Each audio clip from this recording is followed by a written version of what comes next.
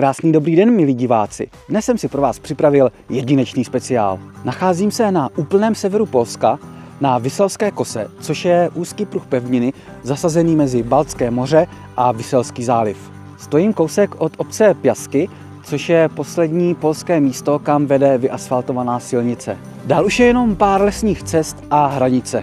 Hranice dvou států, které si do náručí zrovna nepadají, a jejich staletá rivalita a souboje bez nadsázky formovaly geopolitické vztahy v Evropě.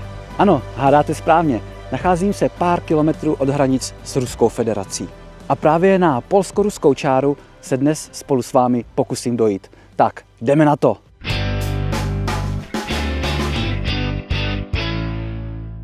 Vyrážím tady od starého menonického hřbitova v Piaskách a pokusím se lesními cestami přiblížit k hranici.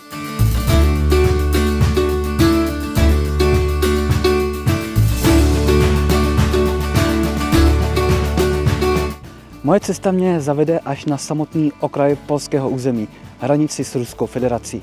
Zde se nacházejí fascinující pozůstatky historie, včetně základů radaru z druhé světové války. Tento radar byl důležitou součástí německého obranného systému a i když z něj zbylo dnes už jen torzo, stále vypráví příběh temných časů lidských konfliktů. Abych se přiznal, mám trošku pochybnosti, zda se mi podaří hranice dosáhnout. I když jsem prováděl samozřejmě malý výzkum před samotnou cestou, tak vím, že teoreticky možné to je, ale úplně dobrý pocit z toho nemám. Tak doufám, že mi těch 700 km autem sem na Vyselskou kosu z České republiky nezhořkne. A co vy? Jak daleko byste byli ochotní cestovat za takovým dobrodružstvím? Podělte se o své příběhy v komentářích. Jak můžete vidět, zatím procházím borovicovým lesem a po Baltském moři ani vidu, ani slechu. Až na to písčité podloží se tady cítím jako v českém lese někde na Vysočině. Co se týče Vyselské kosy, představte si asi 60 km úzký pruh pevniny, který se táhne mezi Baltským mořem a Vyselským zálivem. Jeho šířka se pohybuje od 600 metrů do 2 km a podle mě je to opravdu geografický unikát. Kosa je rozdělená mezi Polsko a Rusko, konkrétně Kaliningradskou oblast. Historicky byla Vyselská kosa před druhou světovou válkou součástí východního Pruska, tedy i německé říše.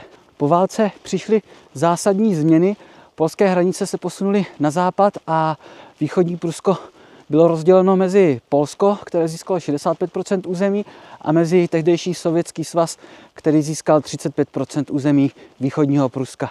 No a tím vlastně byla rozseknuta i Vyselská kosa. Pro všechny národy žijící v této oblasti to byla tak zásadní změna, která ovlivnila jejich životy na další generace dopředu. Podobně jako v Československu, když se měnily hranice v 20. století. Když jsme u těch změn, tak Poláci nedávno dokončili průplav Nový svět, který spojuje Baltské moře a Vyselský záliv. Je to z toho důvodu, aby polské lodě nemuseli proplouvat přes průplav, který je nedaleko odsud asi 30 km u ruského města Baltijsk.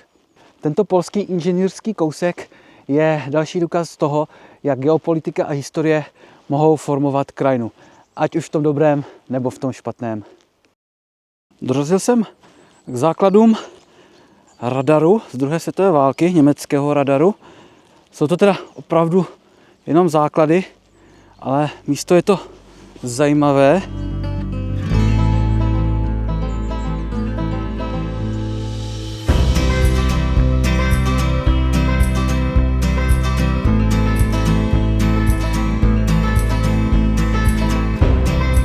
Jsem si naivně myslel, že to tady bude samá rovinka, ale jsou tady takové vlnky, malé kopečky, takže jsem se už po cestě docela zapotil. Podle map musím být už skoro na hranici, tak se pokusím přiblížit, co nejvíc to půjde.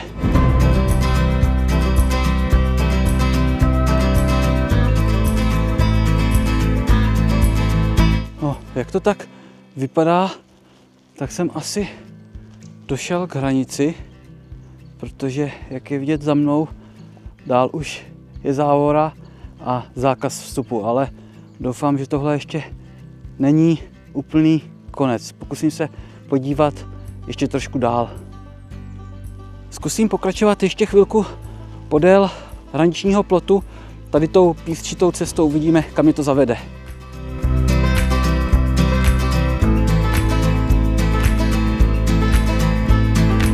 Wow, Baltské moře.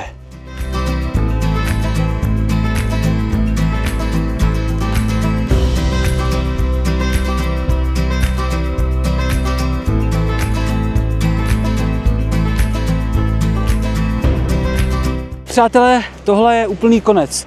Dál už to určitě nepůjde. Tak vidím, že hranici navštívili i fandové pražské Bohemky a Dukly Praha. A tam nahoře, jestli je to vidět, trošičku zašla nálepka Baníku Ostrava.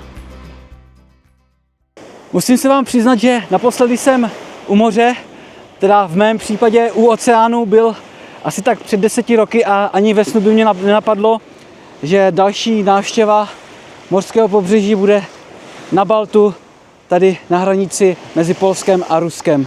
Tohle ale ještě není úplná hranice mezi Polskem a Ruskem.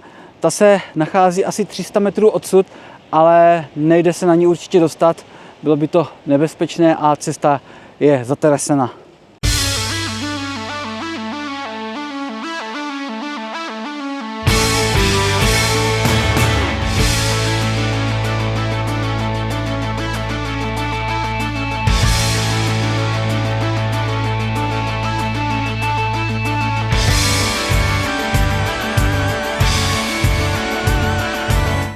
Musím vás zklamat, záběry z dronu od hranice vám pro tentokrát neukážu.